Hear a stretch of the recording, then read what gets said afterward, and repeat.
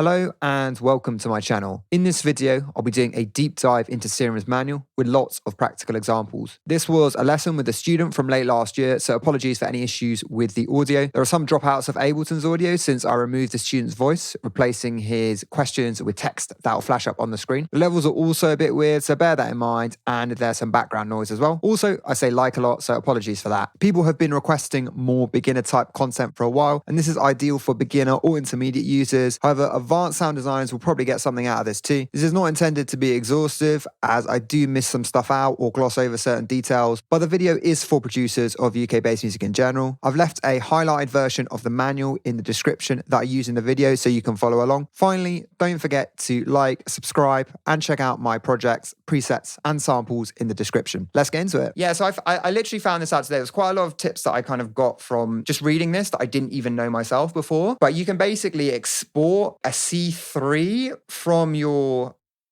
version of Serum. Like, this is like a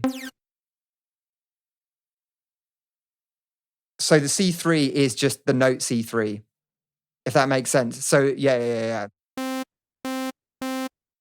If you go to this little like thing up here, you can see that there's this, and then you just drag it down, and then it's just the audio of whatever you made at the note of C3.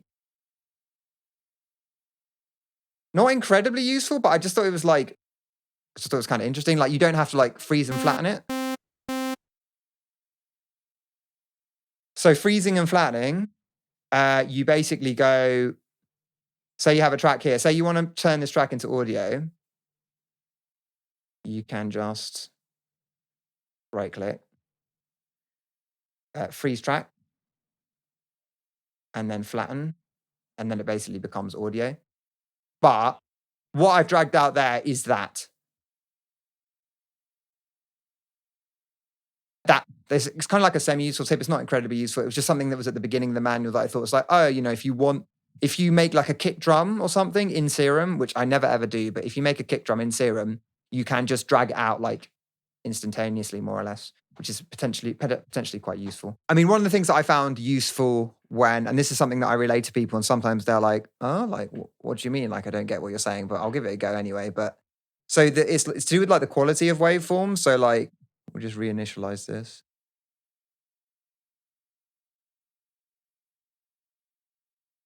Initialize means, yeah, it's like reset. So it's like reset a patch, basically. We'll actually use the basic shapes because they're more like standard. It's just mainly the difference between like saw waves and square waves. So like, if you think about the shape of like a saw wave, it's kind of like sharp. So it's comparable to instruments that have sharp bits, if that makes sense. So things like strings. So if you think about how a string is just like a point like coming out of something and then going back down. If you see what I mean as I outline that. So it's a bit more, I don't know if colorful is the right word. It's a bit more rich maybe than something like a square wave. If you're going to make a strings pad, you're going to use saw waves in general, for example. Whereas square waves,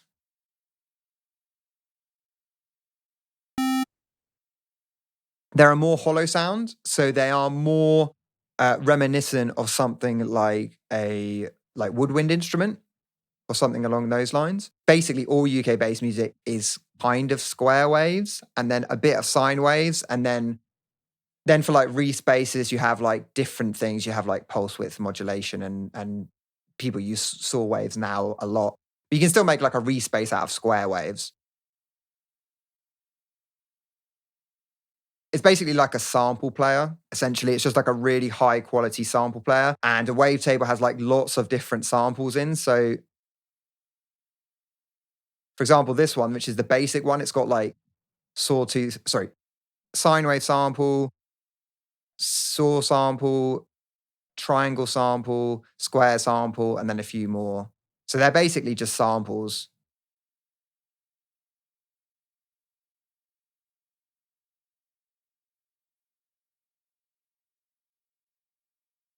Yeah. So you can change you can change the view. And then these are like multi-samples. So these have like, is it like 127? 128 positions.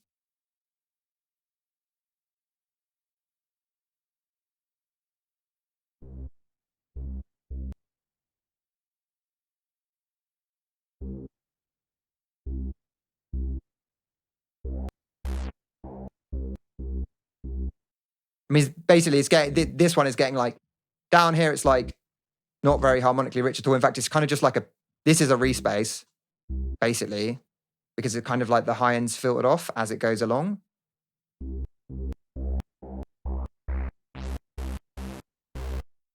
So essentially, they're all 128. You can see the little numbers by the wavetable position down here. You can see they're changing. And as they go, so it's like 128 different samples, essentially. Now, yeah, so what is a wavetable? Wavetable is a small amount of digital audio sample or waveform that is played back in a looping fashion. So essentially, like, it's basically being looped back into itself and almost like crossfaded back into itself. So like really fast so that it just sounds like one continuous sound. You can do a similar thing with the sampler in Ableton. In Teddy, you can do it simpler as well, but Serum is just really good at doing it, and it's a more user-friendly way of doing it. Obviously, you don't really have to import anything if you don't want to import anything. The frequency pitch is results determined by the rate, the speed between the repeats. Didn't know that. And then the timbre and the harmonics of the sound are determined by the content of the waveform.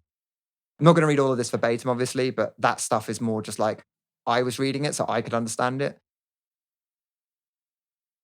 Don't worry too much about this stuff. This just says you can have up to 256 like individual slices of waveforms, which is double the 128 that I showed you just now. Yeah, so there's two wavetable oscillators, which you can see. So it's like oscillator A and oscillator B, and then you've got the sub and the noise oscillator as well.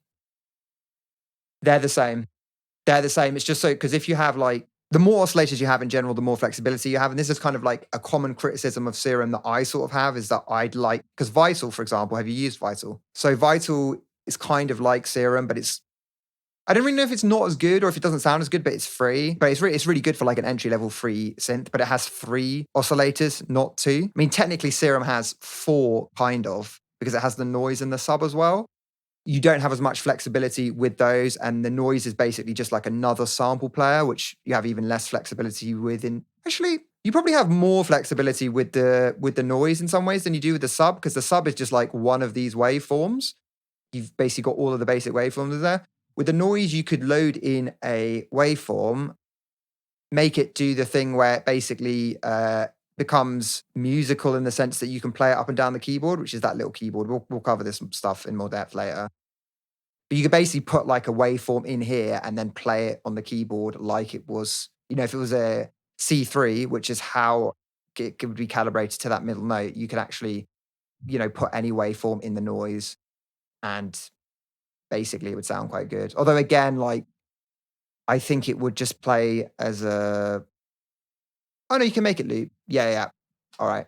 Getting a bit ahead of myself, but that's kind of inevitable with this, because like it's like a multifaceted kind of look at this, I suppose, and it's difficult to kind of reduce to like talking about one thing. Yeah, we're not going to look at anything about modifying waveforms today, because it's like I don't do it, and if you ever do it, it won't be like, it's not the kind of thing you want to start with. Yeah, so this is just, you can see octave, semitone, fine, and coarse. Those are quite obvious. Octaves are octave, semitones. Fine is like cents. So like there's 100 cents in a semitone. And then the coarse is like kind of a combination of all 3. It has like decimal places. It's a bit weird. I was messing about with it earlier. I've never used it, but it gives you like,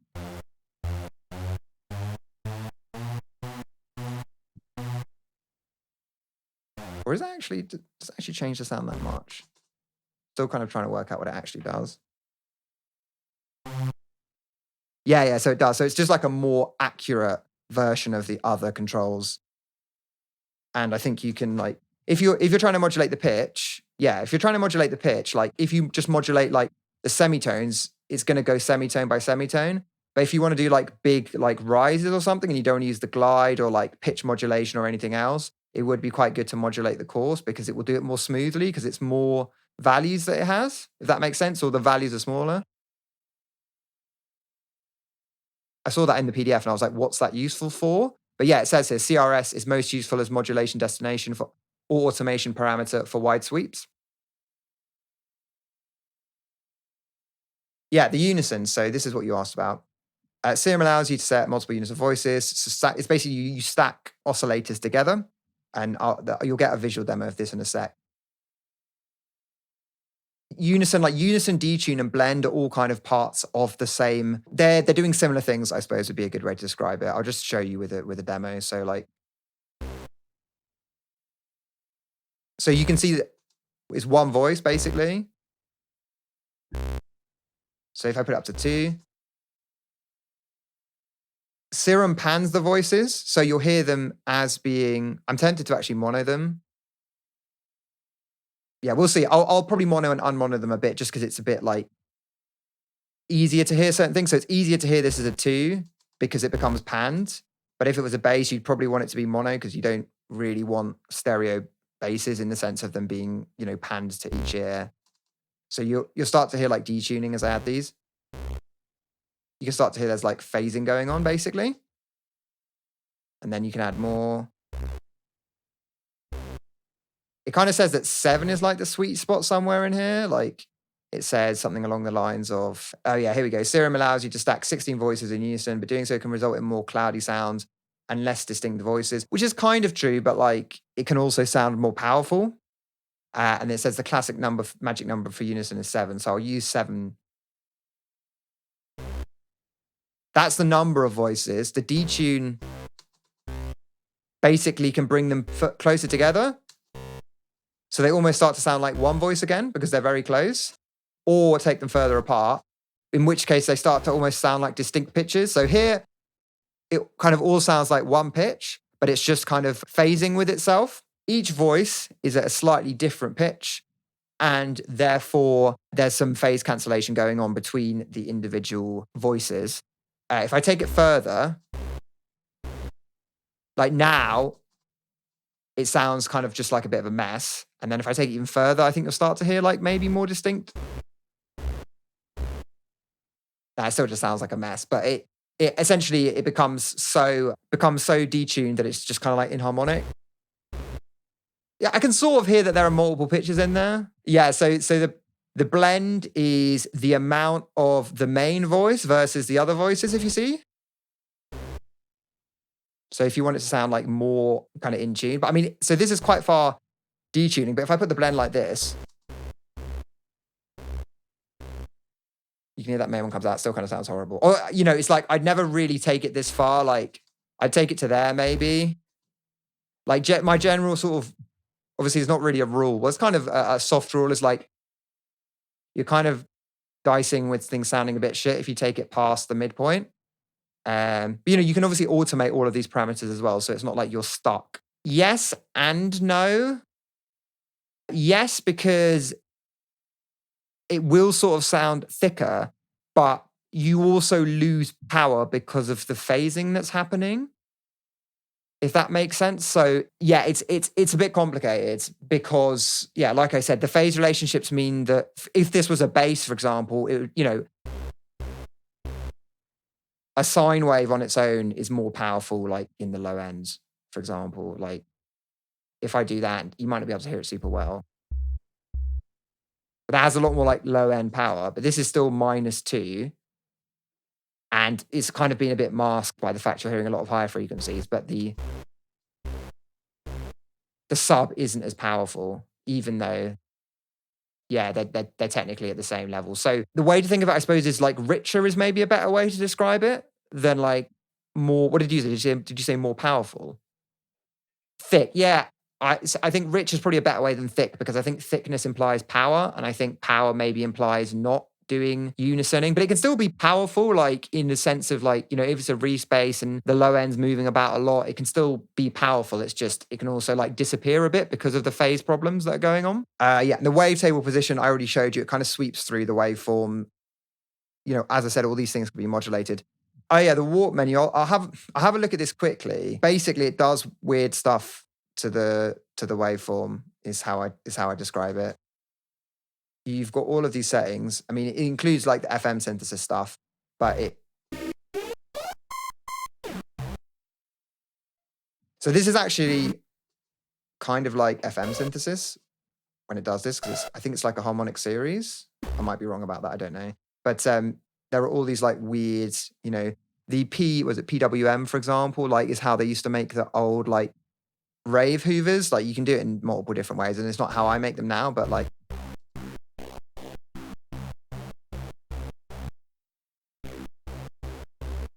Like you can kind of hear it has the, especially with this like acid waveform, it kind of gets that slightly like 90s kind of like ravey quality basically going on there with that. Not that I'm a pro at using the PWM, because I'm definitely not. And I don't use these. I mean, I mainly use the FM ones here, like when I'm making stuff, but like there's definitely a lot of creative stuff to be had with the warp knob. But to be fair, for the type of stuff you're making, like I wouldn't be surprised if you made music for like 2 or 3 years and then just never used it. Well, you use it, like I said, you use the FM one, and there's good, good understanding of this. I don't understand how they all work because I didn't read through all of this. The quantized one's kind of cool as well, because it makes it like reduces the bits of the waveform almost, which is kind of interesting. Like, I'll just show you that one quickly because it's quite good on like square waves. If you're making like grime, if you're making more kind of like crystally sounding grime, which is the because you mentioned the neo stuff, like you could use that. Where is the quantize? Here we go. Like it kind of squares out the waveform. Like it makes waveforms into squares because yeah, which is kind of cool. Like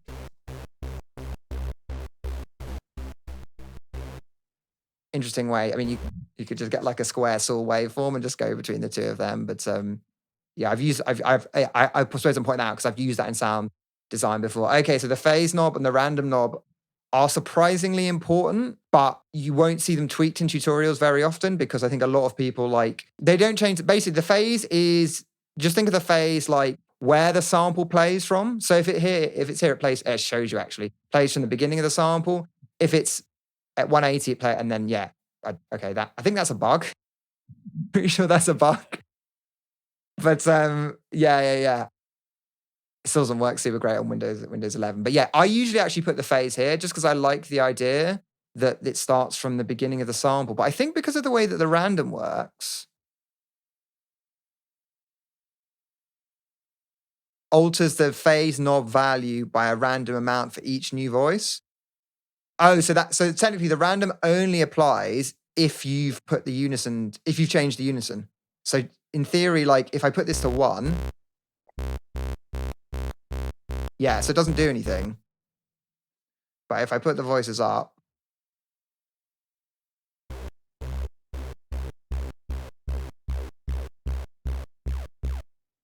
yeah, you can start to hear something. It does something around. Yeah, I'll put it up to 16 actually because it makes it more obvious when you put it up to 16, like what the random's doing. So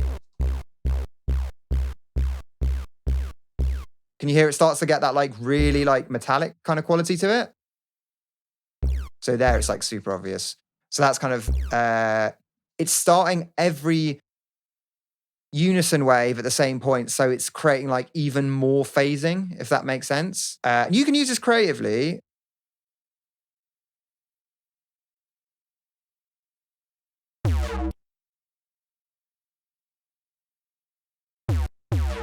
Like, if I put this up to 16.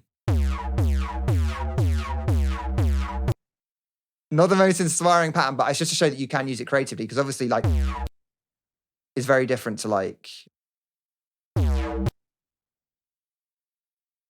That's definitely something that can be used creatively, and, like, something that I discovered fairly recently, and I was like, oh, this is actually kind of cool, because you can just mess with the phase and the random, and you can get, like, a more... It's only at the start of the sound as well, so it gives it, like, this really metallic start, and then it just sort of fades into the normal sound, which is kind of cool. Yeah, I've only found practical applications on like a couple of sounds, but it's definitely like something worth. This is basically just telling you how to do it. It calls it a laser zap. And why you wouldn't want a laser zap in your track, I don't know. Pan knob, yeah, you know what a pan knob does. Level knob, you know what the level knob does. The noise oscillator, I've already kind of talked about it a bit, but it has like a lot of flexibility. I usually use it for like putting noise on things. So yeah. I mean, particularly if you're going to, I'll just restart this and then get that patch back.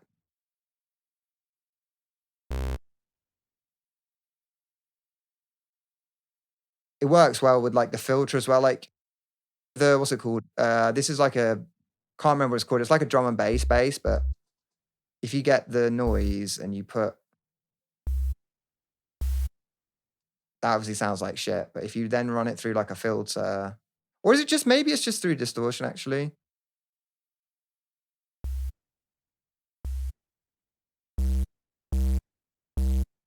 you get this like gnarly drum and bass, and obviously like without the noise.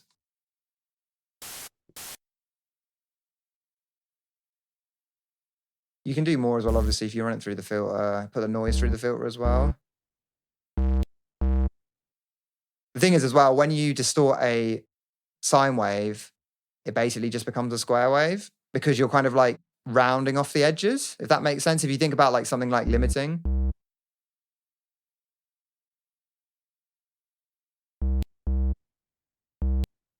At this point, that sounds like pretty square wavy. And if there's more, even more dry. And the fat's also like you're getting pretty close to a square wave now. And obviously, if I take all this stuff off,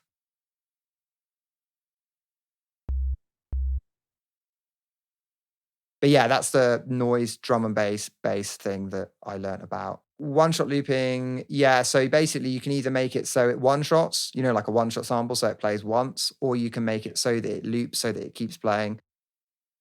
That's, pretty self-explanatory. With this, you won't even really be able to hear it, but because it's just like a short sound. But yeah, I'm sure you know how looping and one-shot works.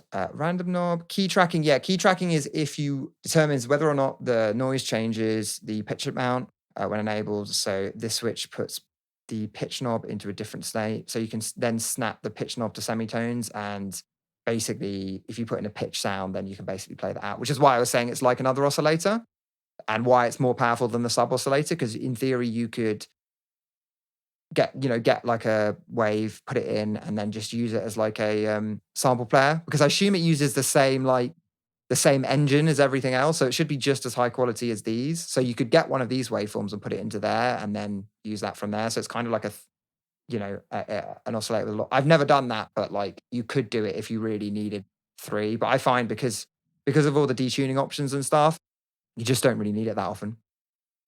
Oh yeah. So direct out is if you don't want it to go through anything. Like if you don't want it to go through any of the effects, any of the filters and stuff.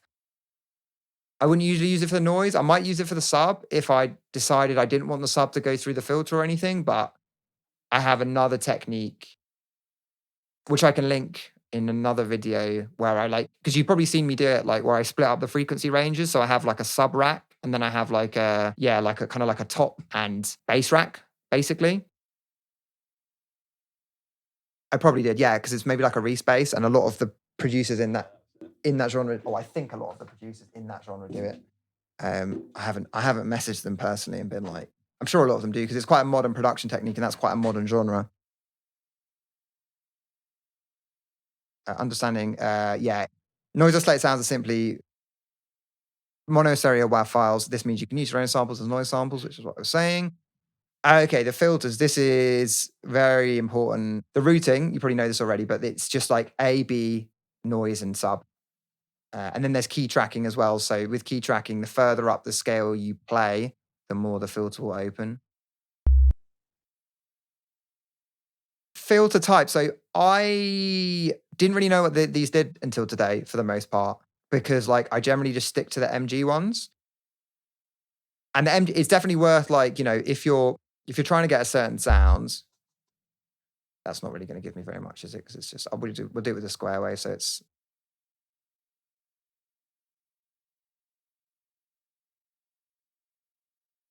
this is apparently a square wave with all the like unmusical harmonics filtered out or something. That's what I've heard. So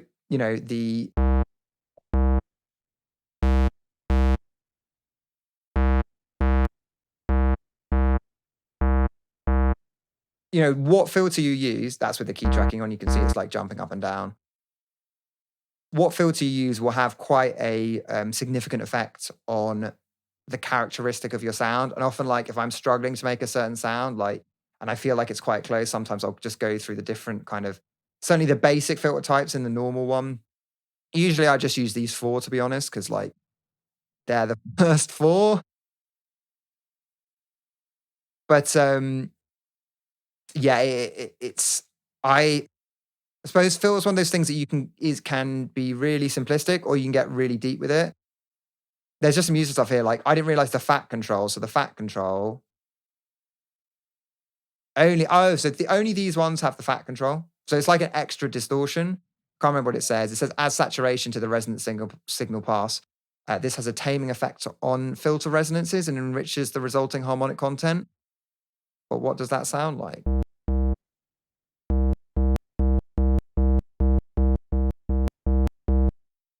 It's basically just like really soft saturation, I think. Like it says it messes with the resonance. So I wonder if I turn the resonance up, like.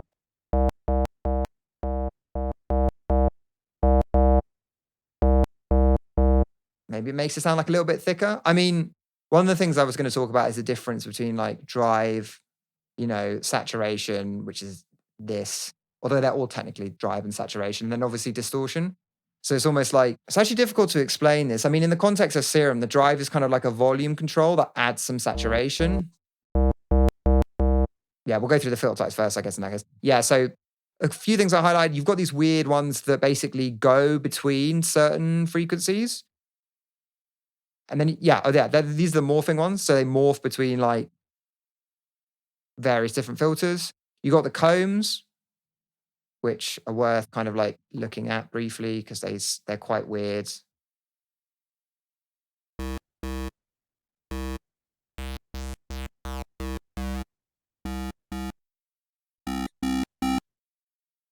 Yeah, I mean, again, don't know when you're necessarily going to use them, but it's good to know that they exist. Yeah, these are the other kind of useful-ish ones, I think, like the low-pass one. So you got the French low-pass one, which is a more colored one.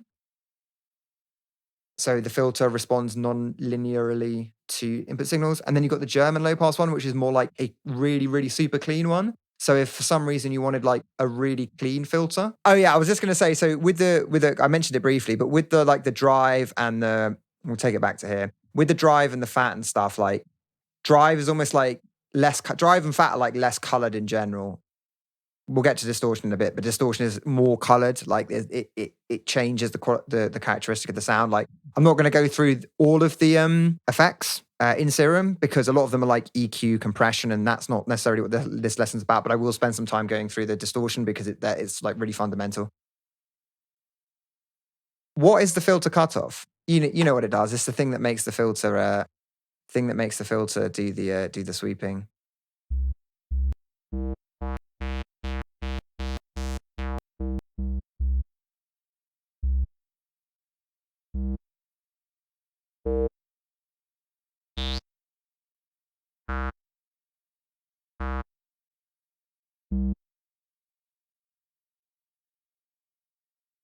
Yeah, I mean, drive, like I explained the drive and the fat to you.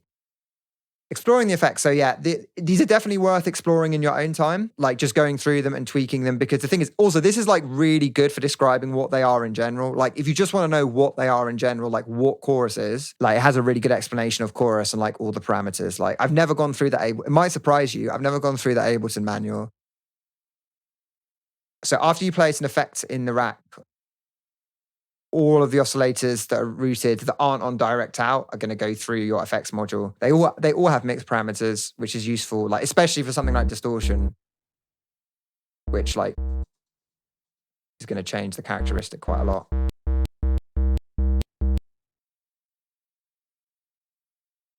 And yeah, so it's like a rack basically. So just it's like you can move them around. If you didn't know, you can move them around and put them in any order.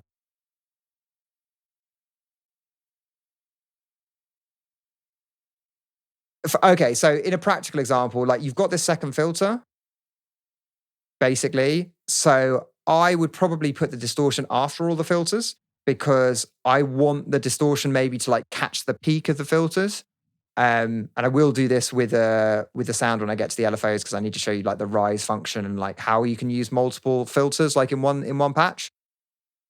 But it's also like reverb. Like I probably want reverb near the end of the chain. But you can do creative stuff with this. I mean, I wouldn't use reverb on Serum in general because I'd rather use it on like an extra Serum effects. But I do like the reverb in Serum. Like I think it sounds quite nice, even if it's like a bit almost like cheesy sounding.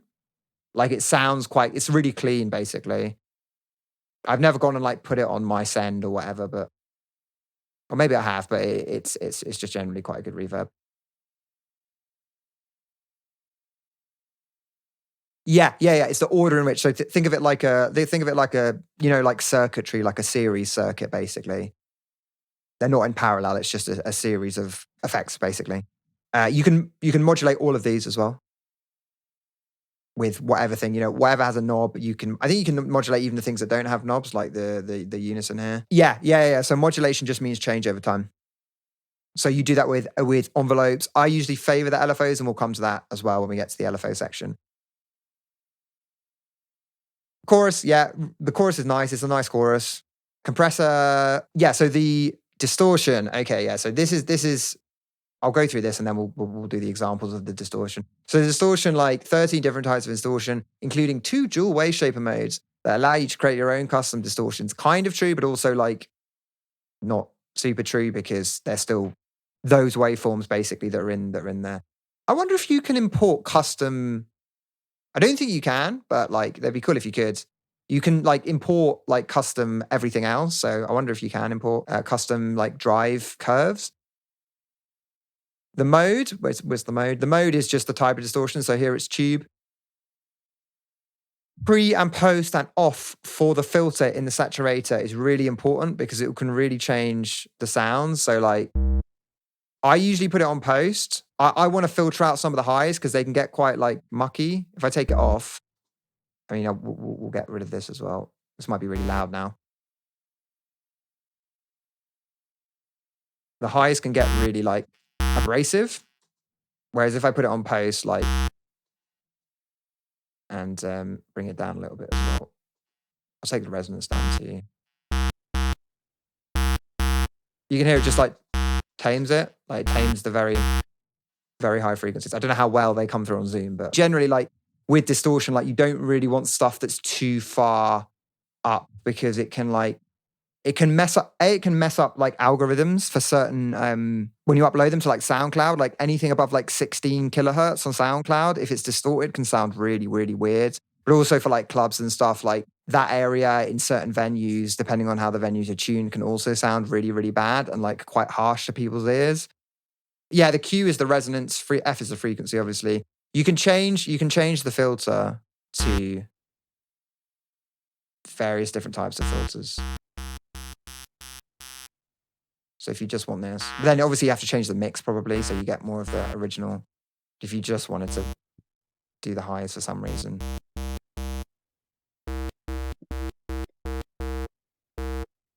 That's kind of cool. That almost sounds like a kind of, I'll make it into a respace now and that sounds a bit rubbish, but it's kind of like if you want to, yeah. If it's like, maybe I'll put the filter on as well.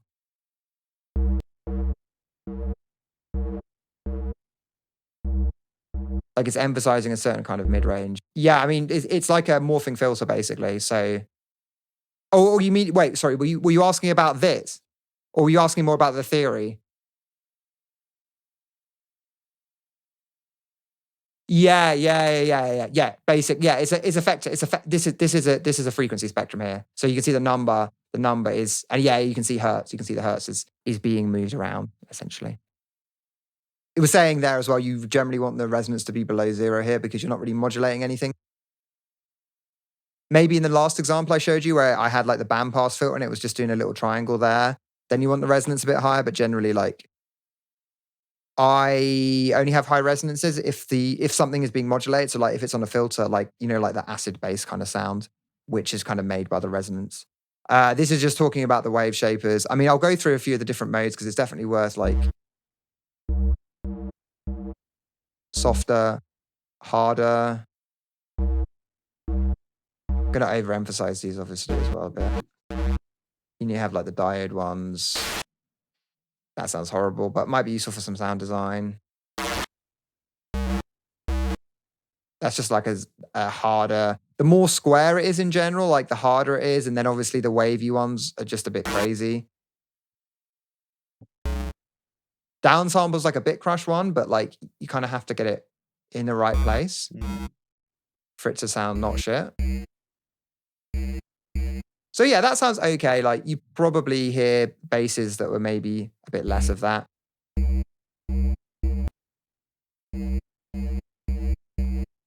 So yeah, downsampling is potentially useful on certain sounds. And then the rest of them are sine shaper, which is like a wave shaper. Stomp box, which is supposed to be like a pedal for a guitar, I guess. Tape saturator, which will be, in general rule, if you see tape saturator, tape saturation is like one of the lighter, if not the lightest type of saturation. Because that's like 100%, and you can hear like, it's not that different. EQ, yeah.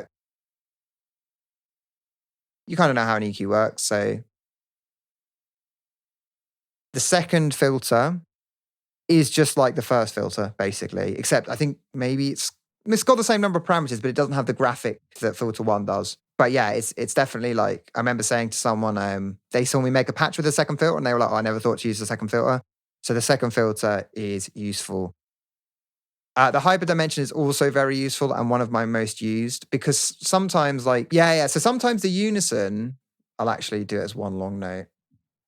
Or I'll be lazy about it and just do the, what's it called? Do the, what is it, times 2?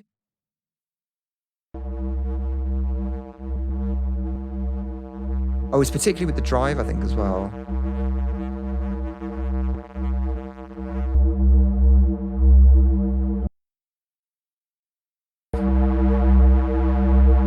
Can't remember how to demo this exactly, but you can basically,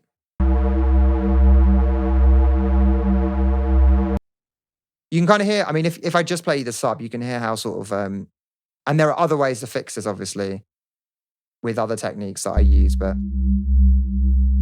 you can hear how it's kind of like phasing around. It's not that consistent. I'll actually move down here so you can hear better, because you just need to listen to the sub. You can hear how the sub's like moving around. So you can also use the hyperdimension, and it's similar to the unison effect, but I find that it's a bit more consistent, but it also sounds a bit weird, and it's probably not ideal for this type of sounds. There are some sounds like, I'll link you to another, or at some point I'll find some videos that I use it.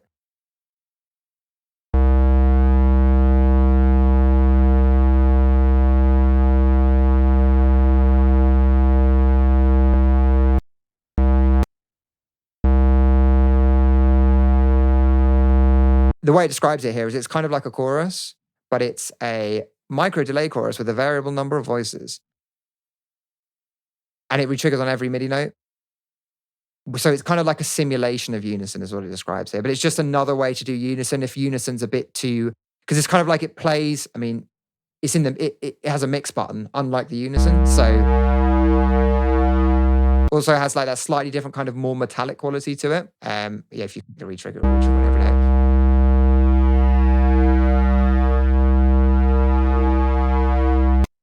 But it kind of sounds cool, and it's a different type. I don't know what specifically is different about it. It may be that you can tweak these controls and get it to sound like really, really similar, but it has this like slightly different quality, which is cool, and it's a bit more controllable as well. I wonder if I take the G-tune up more, will it sound more similar? Yeah, I mean, it almost reminds me a bit of when you take the phase and random down, like I showed you before, but the dimension effect is a pseudo-stereo effect consisting of 4 delay lines summoned out of phase and slowly amplitude modulating to provide a subtle amount of motion to the effect. This is useful for adding perceived width, yeah, so you can use it if you want to add width. But you don't want to use unison for whatever reason, usually because unison can be a bit unwieldy. The phase is really good.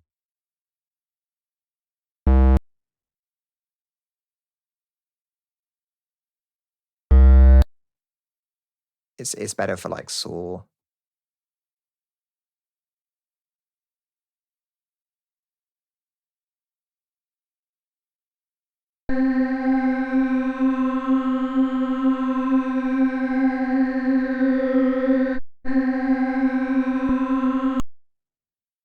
So it's that kind of sweepy. I'm just trying to make it a bit more like.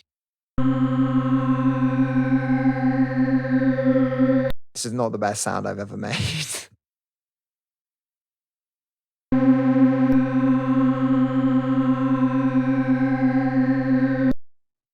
I like using this on like percussion in the Serum effects thing, basically. So, going to plugins, typing in Serum and then dragging it in and then using them there. I mean, a lot of these I'll use inside the Serum effects rather than using inside Serum because you get more flexibility and you can process in between. So like if I wanted to add like specifically Ableton's overdrive, or if I wanted to specifically add like something else, or if I wanted to have the reverb separate, then that's what I would do. Okay, cool. Oh, it will actually sound much better when I take this off. Well, I don't know if it sounds better, but it's a better demonstration of it. Oh, the reverb. Yeah, I like the reverb. I said that already. Reverb sounds good. It's got quite a lot of functions. I think learning to use this reverb will do you well for like learning to use any other reverb almost, because it's got enough controls to make it kind of complicated enough, but it's also simple enough that it'll like if you look at Ableton's reverb, like the stock reverb, like I don't think I know what all the things do. Obviously, you know, one could read the manual. There's already reverb on here anyway. But like there's a lot of stuff going on here, like the diffusion network, like the early reflections and like the spin and stuff. But this one, the Serum one is like really simple. So if you want to kind of get to grips with a simple, you know, it has all the definitions of everything there, then that is a good way of doing it. Yeah. So sound modulation, this is just about, you know, obviously Ableton's drag and drop. So you can, like I was saying before, you can basically modulate anything. Then it talks about the envelopes. So I only ever really use the envelopes. So envelope 1, you know, is the amp envelope. So it's the amplitude envelope for the sounds, and I'll demo that. I'm gonna have to change the sound. It sounds horrible.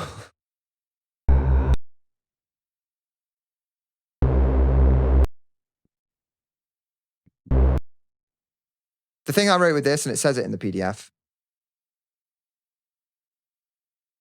Are you familiar with like ADSR, like attack, hold? Well, attack, so decay, sustain, and release, but hold's also in here as well, although I never really use hold. All of them, attack, hold, decay, and release, apart from sustain, are measurements of time. Sustain is a measurement of the level. Yeah. So attack is, time to run up to the peak. Hold is the time the envelope stays at full volume before entering the decay phase. That's actually useful. I've not been using that at all, but that's actually quite useful because it means that you can like, because I normally, even if I'm making like if I'm making like a pad or something, then I'll like, you know, do this. Well, that looks weird. I'll do this and like, but the hold means you can like do that as well, which is cool. I mean, it's, you know, for a bass sound, this is more like a pad style. Like I was saying, this is more like a pad style. For like a bass, you know, probably have like a much shorter attack, probably have no hold, and then I generally would just put the sustain all the way up, but it also depends on the bass that you're making because you might want it to be slightly louder and then be slightly quieter. Release would probably be quite far down as well. I'm going to take the D2 down as well. There we go. That's much more musical. And then you can also, you know, the way I'll often do it is I'll take the sustain all the way down and then I'll just use the decay almost like the release. And if I change that to like a grimy, like a nice grimy thing.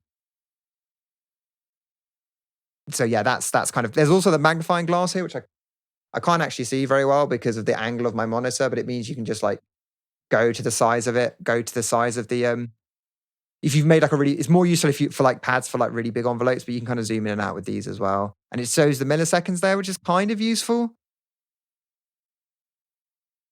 Like I said, I only use these. I always use the LFOs for everything else because you can change the LFOs to envelope and they're timed as well with rates. And if you don't want them to be timed, you can take the BPM off and change them here. I think you get more flexibility with the LFOs. So I only use the envelopes for modulating the amplitude volume. Amplitude. Envelope, basically, the envelope one. You know how some of the drag and drop works, I assume. So you drag something on and then you basically pull it to modulate it. Yeah, I mean, I don't usually use envelopes to modulate, but I will for this because we haven't gone into the LFOs yet. So if I then put LFO2 on the filter, we got ourselves a nice donk.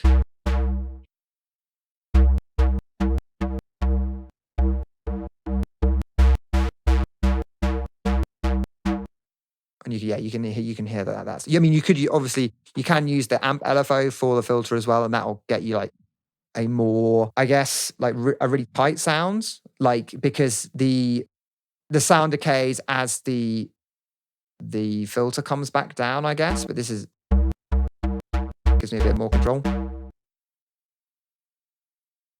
And yeah, so now we're on to the LFOs. You can see 4 LFOs, but if you use all 4, then LFO5 becomes visible after you map LFO. So once you map LFO4 to something, LFO5 will become visible. Yeah, it's just basically saying adjust the knobs to affect the LFOs, which isn't. It was just so basic that I just didn't highlight it because I was like, oh, this is obvious. Like this is like your bread and butter. Like what's more useful is all of these. I won't go through all of these now. You can have a look in your own time as well, because they're not, for the type of stuff you're making as well, you don't really need to know how to make really complicated LFOs, because you're not going to be using, not even for like, I make slightly more kind of like experimental based music, like when I'm producing for myself, and like even there, like probably, I don't know, 19 times out of 100, I'm just using this triangle with like, I change the rate obviously, and like sometimes I'll use the rise and the delay, which I'll show you as well, like cool applications of those with a 2 LFO setup. Yeah, there's lots of controls for the LFOs basically. Like you can set loop back points and stuff. In terms of the general controls, I mean, grid is pretty self-explanatory. Like, so trigger, there's a few of these modes. Have you used any of these, or do you know the difference between trigger, envelope, and off? Cool. All right, so we can do those. So obviously there's no LFO, so we'll drag the LFO. So you can modulate in one direction here, which is the anti-clockwise modulation, which is blue. The rate's really low here, so okay, it's a short sound as well. I need to make it like a I need to put the sustain back up. Yeah, so it's a quarter note.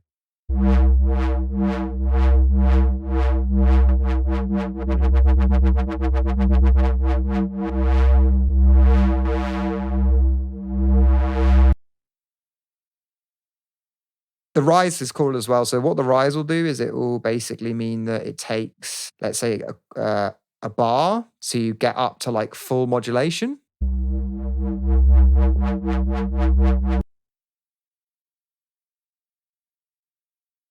No, think of it like, okay, so there's this distance, right, between here. What the rise does is it means it takes a bar to kind of modulate from here to here. So if you're imagining it like, I can't really, it's too small for me to do it, but it's like kind of goes up, goes down, goes up, goes down. So like, if we do like a short one like this. So you can see what the filter's doing?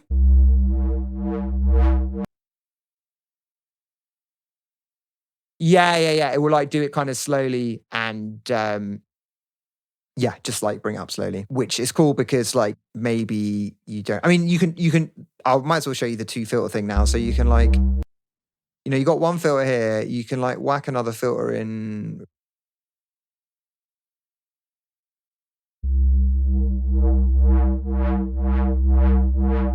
Get another LFO, put it on like a way faster rate. Then you can use the delay. So if the rise is like the amount of time it takes to get full, delay is the amount of time before the modulation starts. So let's say I put it on 1/2, put it on trigger, and then I put it on the cutoff of the new.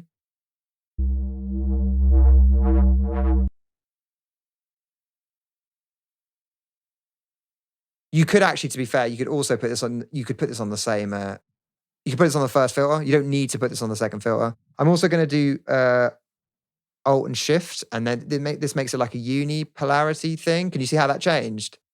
I'll do it again if that wasn't obvious for you. There you go. You can see. Yeah. So this is like a bipolar one, I think. I might do rise again on this as well, so it still comes in after like a bar. So yeah, that's just some cool applications for like 2 filters. Maybe you think is as well, you can like change the you can put it on triplet and then you can put it on like triplet or dotted notes. So like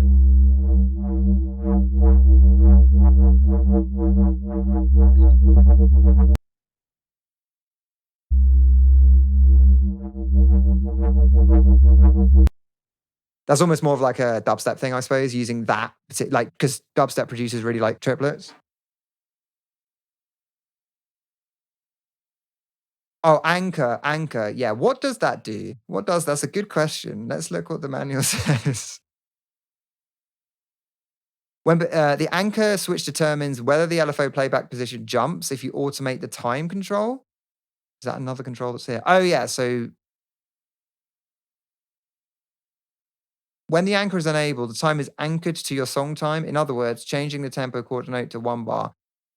Conversely, when anchor is disabled, the play position does not jump when you change the LFO rate, but might now feel rhythmically offbeat. This is how traditional LFO behaves. Okay, so we'll just try and see how it sounds, I guess. Oh, I see. So basically, what it means, right? So if I change it with anchor on, you can hear it like, but with anchor off,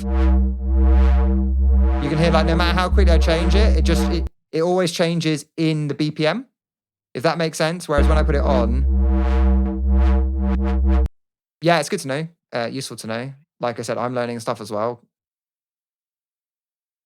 Oh yeah, you can put the wavetables into the LFOs if you wanted to do that. So like you could put your BSD square as a wavetable. I don't know why you'd want to do that, but it's like a cool thing nonetheless. This is for people who I suppose who like really use it for like, I don't know, maybe like sound design for film and that type of stuff.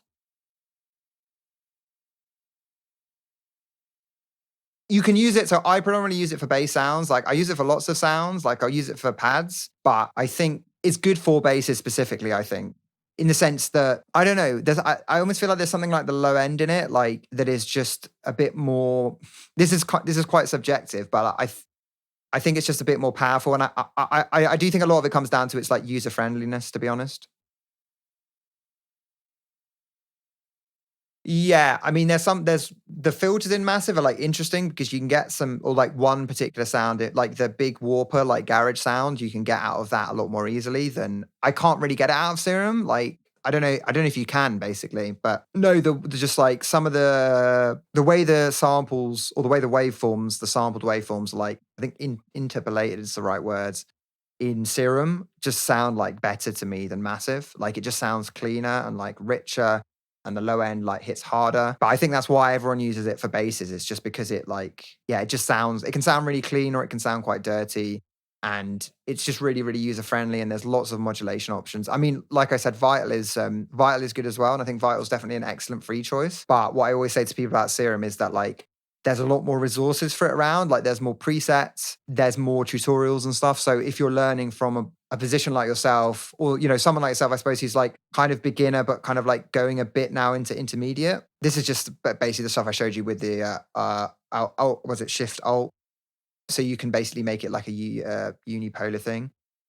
And then, yeah, we don't really need to know this. This is just the copying the LFO shapes, the wavetable and whatnot, which again, you're probably never going to do. Yeah, there are LFO buses as well, which I refamiliarized myself with today. And this little bar comes up when you use them, basically. So I don't know. I don't know. Oh, the modulation matrix is super important though. Like,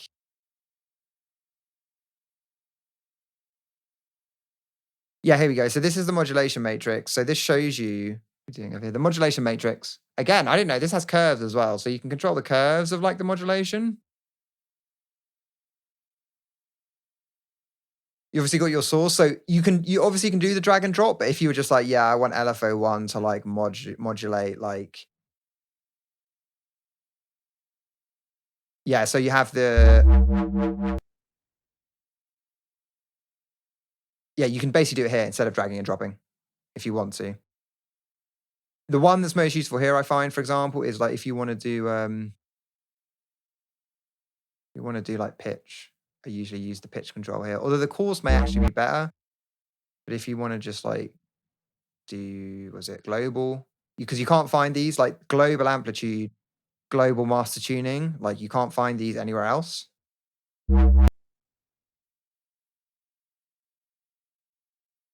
I might change this actually. I'll get rid of the anchor, get rid of the triplet, and get rid of the BPM as well.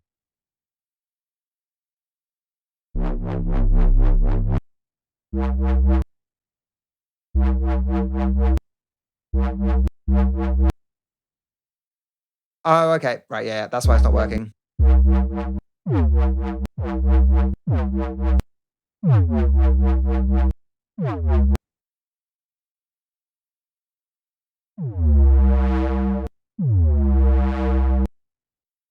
Yeah, so it's good. It's good for doing the master tuning.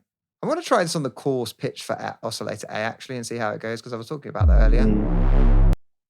Yeah, it always does this weird like back and forth arrow when you do the pitch one for some reason, and then you just have to click it. Yeah, it does the bipolar one for some reason. I don't know why. It just so it does it either side, which I find a bit weird, like as an automatic feature. But you can see I've been peaking for like the whole of the the whole of the lesson. I've been peaking as well. But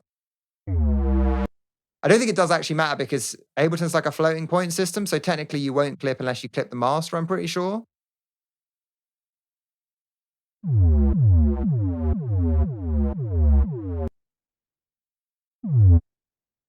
Yeah, there's some weird stuff that happens with the pitch modulation in Ableton, like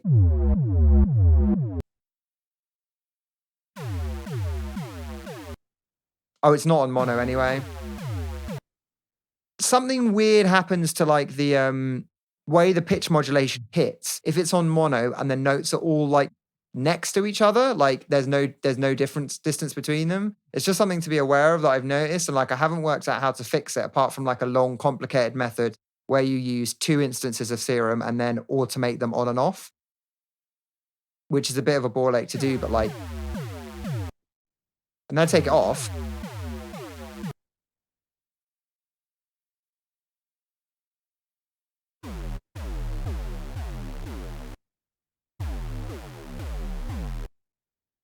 It's difficult to tell now because they're overlapping a little bit with each other.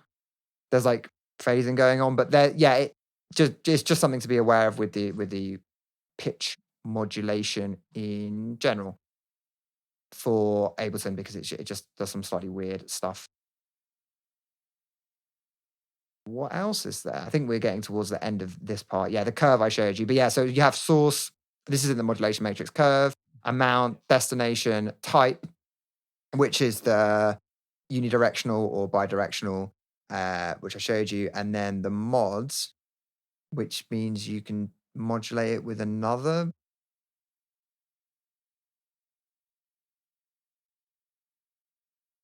You can just bypass it if you want or invert it. I'll get rid of this for a second because it's confusing me. Has it been bypassed? Yeah, it has been bypassed. Oh, it just means turn off, turn off. I don't know. I was just testing it out to see what it did, basically. But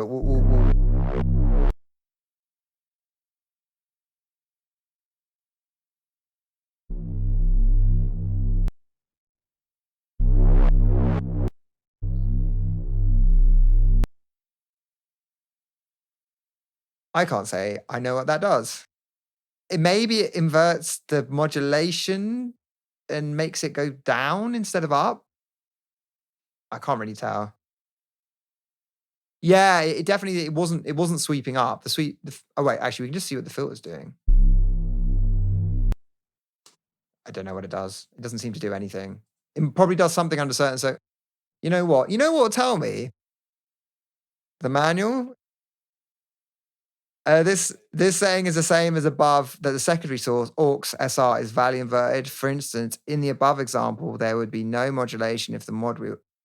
So I have to read the above example times as if the two are multiplied together. But that's a standard one, isn't it? Like, oh, I think it's between.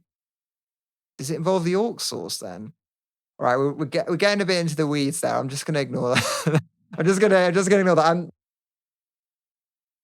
I could spend some time trying to work it out, but I don't think it's like super relevant. Voicing and portamento is, however, quite relevant, and mono and legato. I'll just demo these. This is on mono, I'd assume. Yeah, mono does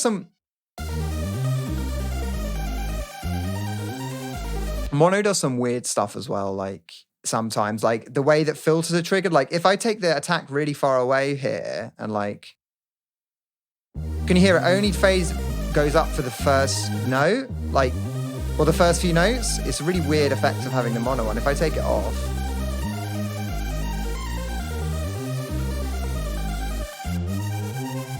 every note's gonna kind of ramp up, which here just sounds like it's quieter. You know, if I do, it'll have to be quite a small division, I think, like 60. I think it's already 16, yeah. So if I put it on 30T.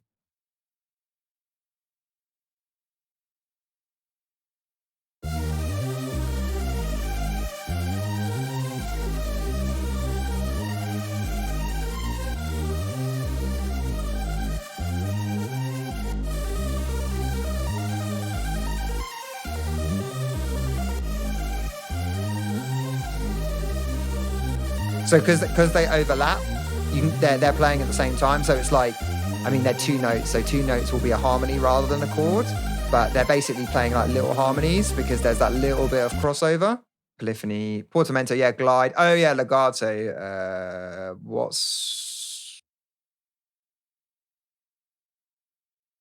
Yeah, I'm trying to think of like, so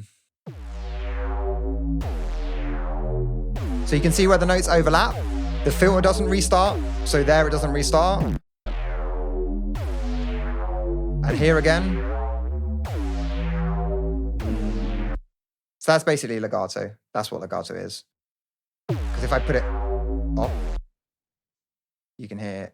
Even though the notes overlap, it restarts. But it's just cool. It's like, it just gives you a bit more like variation in terms of the timbre of the notes, and it allows you to like change the timbre.